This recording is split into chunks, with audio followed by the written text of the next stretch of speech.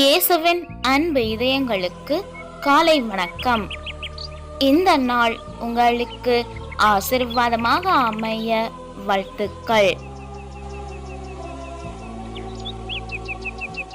இப்புதிய நாளுக்கான ஆசீர்வாத இறைவசனம் ஓசேயா அதிகாரம் 14 இறை வார்த்தை 9.